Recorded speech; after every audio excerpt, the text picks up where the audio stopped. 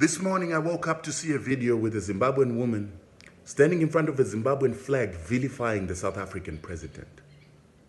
This woman stood in front of the flag of my nation as if she represents me. She stood in front of this flag as if she represents 16 million Zimbabweans that are suffering under sanctions. And she stood up in front of that flag and vilified the South African president for asking for the removal of sanctions in Zimbabwe. She spat in the face of the South African president for his hand to Zimbabwe. I would like to say right now that that woman does not represent me. That woman does not represent 16 million Zimbabweans. She does not represent the culture, Ubuntu of the Zimbabwean people. In my culture, when your neighbor stands up with you to put out the fire in your home, when your neighbor stands up with you to fight the enemy that's at your gates, we are thankful. We are grateful. We are grateful. Thank you, Mr. President. Thank you, Mr. Ramaphosa, for accepting and acknowledging that there are sanctions in Zimbabwe, and there have been sanctions for the past 18 years, and those sanctions must be removed. Thank you for allowing Zimbabweans to come into South Africa at a time where we needed shelter from the war that has been taking place in our own country. Thank you, Mr. President, and the people of South Africa, and the ANC, for giving us this opportunity to be able to recover from a warfare that has been taking place. Thank you for finally acknowledging this warfare.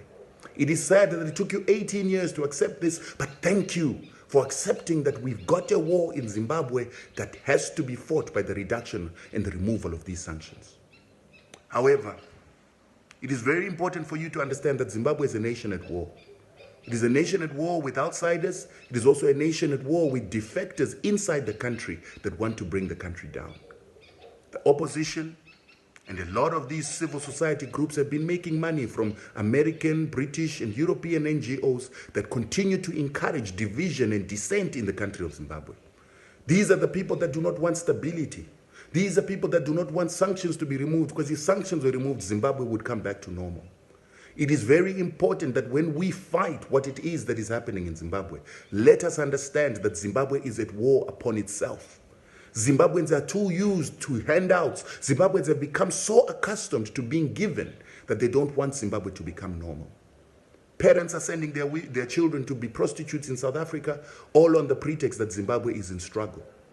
Parents don't want to work. They don't want to look for jobs. They don't want to create businesses. They don't want to apply for the land that Robert Mugabe gave them. They don't want to go out and work for themselves. They don't want to apply for claims for the minerals that are in Zimbabwe, because they would rather get handouts.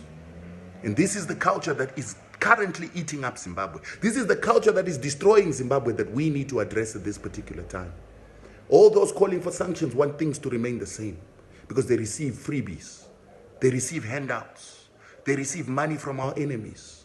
They continue to allow their children, their sisters, to work on their behalf, because if Zimbabwe became normal, they have to work for themselves. These have become the enemies of the nation. These are the people that are put onto the street and paid to be on the street to protest against hardships in Zimbabwe, but they are the same people that are asking for those hardships by asking for sanctions to be maintained. Some people in our opposition parties have actually started asking for sanctions to be increased, hoping that Zimbabwe would fall apart. For the past 18 years, this is what has happened in Zimbabwe. For the past 18 years, people have made Robert Mugabe, who was decolonizing Zimbabwe, who succeeded in decolonizing Zimbabwe, who has allowed Zimbabweans to have land and have access to their resources, sound like a madman. But the man was not mad. Zimbabweans don't have debt today because of Mugabe. Zimbabweans have got property because of Mugabe. But Zimbabwe is in a war, and nothing will normalize until the sanctions have been dropped. And those sanctions will never be dropped as long as Africans are not united in the agenda of making these sanctions go away. It is very important that we ask for sanctions to be removed, and for Africans to start trading with each other, and for South Africans to have the freedom to go into Zimbabwe and invest without any inhibitions. This is what I would like to say to you, Mr. Ramaphosa. Thank you. Thank you, ANC. Thank you to you, Tito Mboweni, for finally acknowledging that there are sanctions and warfare on Zimbabwe. I'm only saddened by the fact that you have not admitted this for the past 18 years. I'm saddened that you have allowed the hero of Zimbabwe, the man that liberated Zimbabwe and began the decolonization of Zimbabwe, Robert Mugabe, to look as if he was insane by not admitting that these sanctions were affecting us.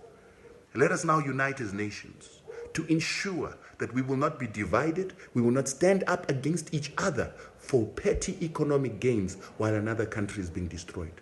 Sanctions must go. The United States government must take out its troops from Botswana, and Africa and SADC must unite in economic progress.